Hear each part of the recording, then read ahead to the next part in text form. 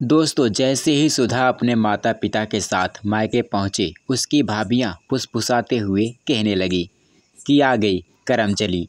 अपना घर तो बर्बाद करके आ ही रही है, अब यहाँ पर आग लगाएगी और हमारे जो सास ससुर हैं उनको हमारे खिलाफ भड़काएगी। सुधा सीधा आकर सोफे पर बैठ गई और बोली, भाभी जी, पानी लाइए ना, बहुत ज़ोरों की प्यास लगी है। उसकी छोटी वाली भाभी मीरा एक गिलास पानी थमा कर जाने लगी। तभी सुधा ने टोकते हुए कहा, अरे भाभी जी, सिर्फ पानी, कुछ खाने के लिए नहीं लाई? अरे मिठाई न सही, कम से कम बिस्किट तो ले आती। मीरा ने पलटकर जवाब दिया, अब क्या बताऊं दीदी, बिस्किट रखा था, अब रहता है तो बच्चे खाकर ख़त्म कर देते हैं। आप भी तो अचानक से आ गई। अब अगर पहले खबर की होती कि आप आ रही हो तो कुछ मंगा कर रख लेती। इतना कहकर मीरा ऐंठते हुए चली अपनी जेठानी यानी सुमन के पास और वहाँ पे जाकर बोली, देख रही हो जिज्जी, ननद जी तो आते ही फरमाइश करने लगी। अरे ऐसे आर्डर दे रही हैं, ऐसे आर्डर कर रही हैं जैसे हम लोग उनके नौकर हैं। जेठानी ने कहा, अरे यार, मैंने तो सुना है बाबूजी बता रहे थे कि अपने घर से झगड़ा करके आ रही है, अब यहीं पर रहेगी ये, जब तक इसका पति इसको लेने नहीं आ जाता। मीरा बोली, इसका पति इसे लेने आएगा भी नहीं, क्योंकि इसने अपने ससुर को वृद्धाश्रम भेज दिया था, जो इसका पति बर्दाश्त नहीं कर सका और इसे मायके खदेड़ दिया। सुमन और मीरा यानी देवरानी और जेठानी बात कर ही रही थी कि फिर से बरामदे से आवाज़ आई। ये आवाज़ सुधा की थी। उसने कहा, अरे भाभी, कोई यहाँ भी तो आओ। मीरा और सुमन बरामदे में सुधा के पास पहुँच गईं तो सुधा ने कहा, भाभी, मेरा कमरा साफ़ कर दो ना, मुझे आराम करना है, बहुत थक गई हूँ। सुमन ने कहा, कमरा? कौन सा कमरा? अब आपके कमरे को हमने स्टोर रूम बना दिया है। एक काम कीजिए, आप मम्मी जी के कमरे में रह लीजिए। सुधा ने कहा, अरे नहीं भाभी, मुझे अलग कमरा चाहिए, जल्दी से मेरे रूम को खाली कीजिए।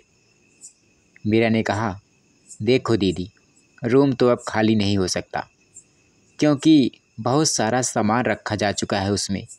इसलिए या तो आप मम्मी जी के कमरे में रहिए या फिर यहीं बरामदे में अपनी खटिया डाल लो।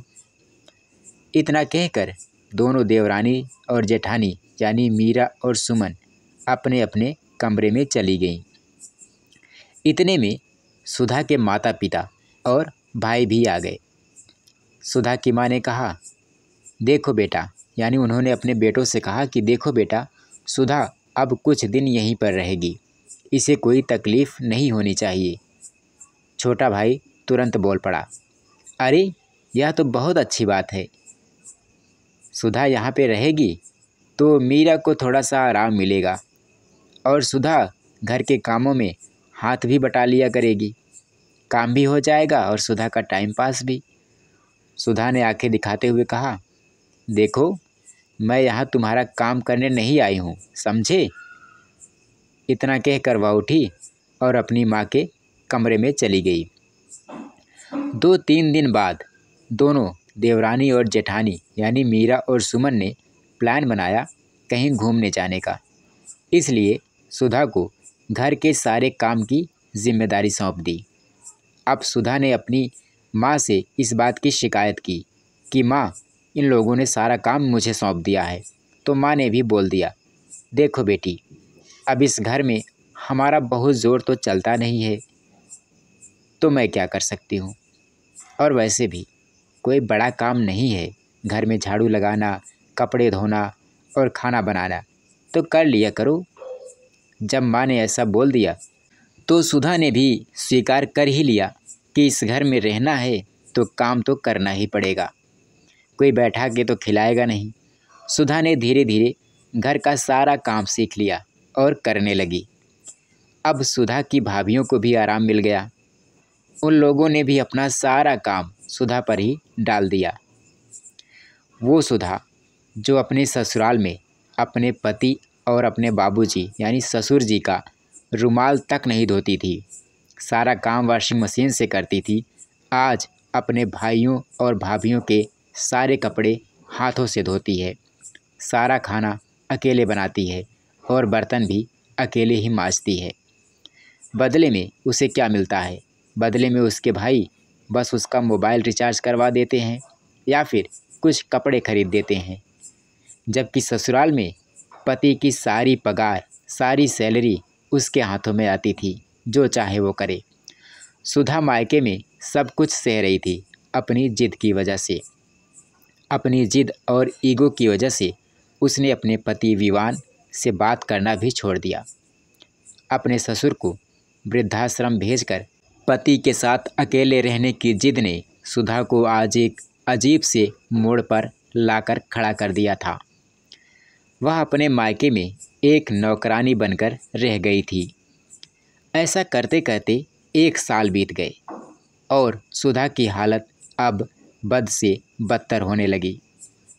उसके साथ उसकी भाभियाँ नौकरों जैसा व्यवहार करने लगी और बात बात पर उसे ताना मारती कि पता नहीं और कितने दिन तक यहाँ पे रहेगी और कितने दिन तक इसका खर्चा हम ही लोगों को देखना पड़ेगा, पता नहीं कब जाएगी अपनी ससुराल।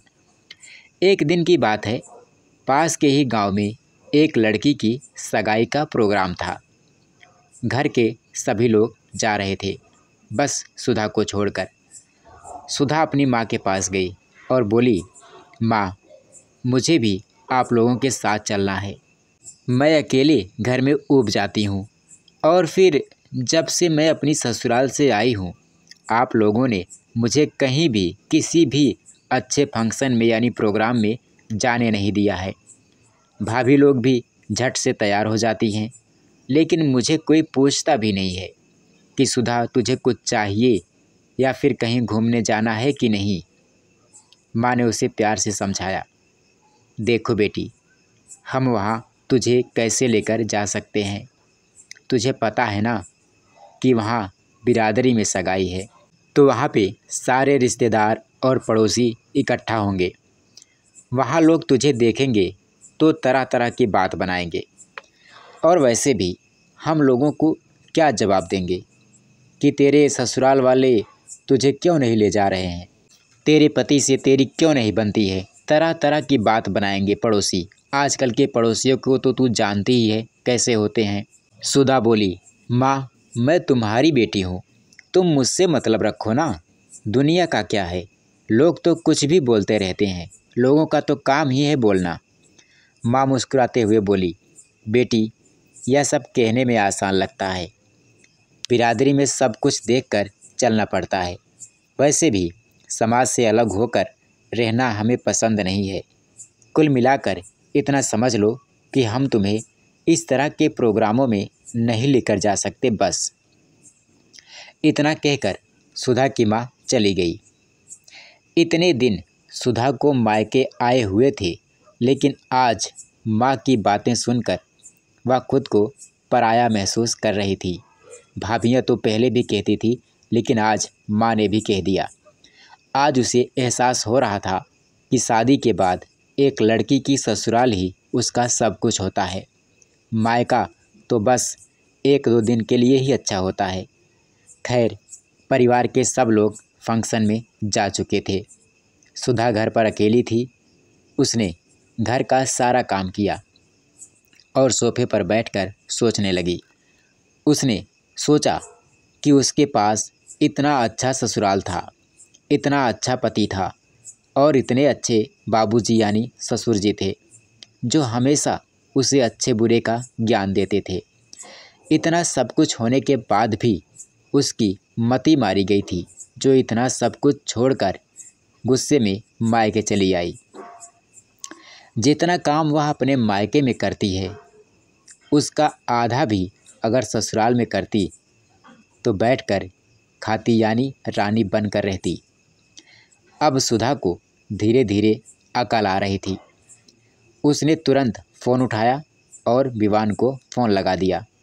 विवान बोला, हेलो कौन? सुधा को महसूस हुआ कि जैसे विवान उसे भूल ही चुका है। सुधा ने धीरे से कहा, विवान, मैं सुधा, भूल गए क्या मुझे? विवान ने कहा, ओहो सुधा मैडम, कैसी हो? पूरे 1 साल बाद याद किया हम लोगों को। कोई काम था क्या? सुधा के मुंह से कुछ निकल नहीं रहा था। वह ज़ोर ज़ोर से रोने लगी और बोली, विवान, मुझे माफ़ कर दो। मुझसे बहुत बड़ी भूल हो गई, बहुत बड़ी गलती हो गई। मैंने पापा जी के साथ बहुत गलत किया है। विवान, मुझे माफ़ कर दो। मैं वापस घर आना चाहती हूँ। विवान ने तुरंत कहा, नहीं, बिल्कुल नहीं। मैं तुम्हें अपना नहीं सकता। मुझे हर उस व्यक्ति से नफ़रत है जो मेरे बाबूजी को तकलीफ़ देता है। सुधा तो चीख चीख कर रोने लगी और बोली, विवान, अब ऐसा कुछ भी नहीं होगा। सिर्फ़ एक चांस दे दो, एक मौका दे दो, आखिरी मौका। आज के बाद मैं कभी भी बाबूजी को कोई भी तकलीफ़ नहीं दूंगी। वो मेरी नादानी थी, मेरा लड़कपन था। विवान, अब जैसे तुम रखोगे मैं वैसे रह लूँगी, लेकिन मुझे एक बार माफ़ कर दो प्लीज़। सुधा की बातों से अब विवान को लगने लगा कि उसे अकल आ गई है, वह सुधर गई है। तो बहुत मिन्नतों के बाद उसने सुधा को माफ़ कर दिया। अगले दिन सुबह जब सुधा की माँ और भाभियाँ, भाई सब लोग प्रोग्राम अटेंड करके घर आए, बरामदे में बैठे तो माँ ने ज़ोर से आवाज़ लगाई, सुधा, ओ सुधा, अरे जल्दी से सबके लिए पानी लाओ भाई। अरे बेटी, गला सूख रहा है, जल्दी आओ। सुधा दरवाजे से निकली तो सब ने देखा कि उसके हाथ में उसका बैग था और वह कहीं जाने के लिए तैयार थी। माँ ने पूछा, अरे सुधा, कहाँ जा रही हो? सब प्यासे हैं, मैंने पानी मांगा तुमसे और तुम ये बैग लेकर कहाँ जा रही हो? कहाँ के लिए तैयार हो? सुधा ने गहरी सांस लेते हुए कहा, माँ, मैं इस घर की बेटी हूँ, कोई नौकरानी नहीं जो हर वक्त आप लोगों के हुक्म की तामील करूँ। और वैसे भी मुझे एहसास हो गया है कि शादी के बाद बेटी के लिए मायका मायका नहीं रह जाता, बल्कि किसी रिश्तेदार का घर बन जाता है, जहाँ पर 2-4 दिन से ज़्यादा रह जाओ ना तो लोग बोझ समझने लगते हैं, बोझ। मैं आप लोगों पर बोझ बनकर रहना नहीं चाहती, इसलिए मैं अपने घर जा रही हूँ। मीरा ने कहा, अरे दीदी, ऐसा क्यों बोल रही हो?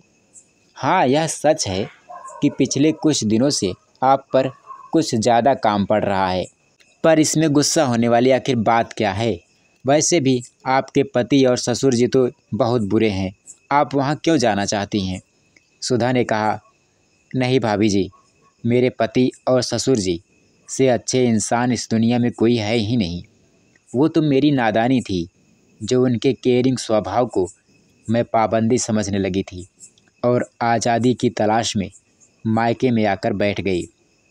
सच तो यह है कि मैं वहाँ आज़ाद थी, यहाँ मायके में तो कैद हो गई हूँ, ताकि कोई रिश्तेदार, पड़ोसी मुझे देखे ना, वरना मेरी माँ की इज्जत कम हो जाएगी बिरादरी में। अब मुझे लगता है कि मायके की घी लगी रोटी से ससुराल की रूखी सूखी रोटी कहीं ज़्यादा अच्छी होती है। वैसे भी बुजुर्ग कह गए हैं कि अगर ससुराल बना है तो मायके में भी इज्जत होगी, इसलिए मैं अपना ससुराल बनाने जा रही हूँ। सुधा की बातें सुनकर उसकी माँ ने सिर नीचे कर लिया और सुधा अपने घर के लिए निकल पड़ी। मीरा और सुमन को अब तक आराम करने की आदत पड़ चुकी थी, तो सुधा के जाने से उन्हें थोड़ा सा दुख हो रहा था, क्योंकि अब अगर सुधा चली जा रही है तो घर का सारा काम उन्हीं को करना पड़ेगा। आखिर घर की नौकरानी जो बना रखा था उन लोगों ने सुधा को। इधर सुधा ने घर आकर देखा तो उसके वापस आने से विवान और उसके बाबूजी बहुत खुश हो गए थे। विवान ने सुधा के आने की खुशी में घर को ऐसे सजाया था जैसे वह पहली बार घर आ रही हो। सुधा के ससुर जी तो अपने दोस्तों को मिठाइयाँ खिला रहे थे और कह रहे थे कि आज मेरे घर में घर की लक्ष्मी वापस आ गई है। आज सालों बाद सुधा को इतनी इज्जत मिल रही थी। आज सुधा को लग रहा था कि वह अपने असली घर में आ गई थी।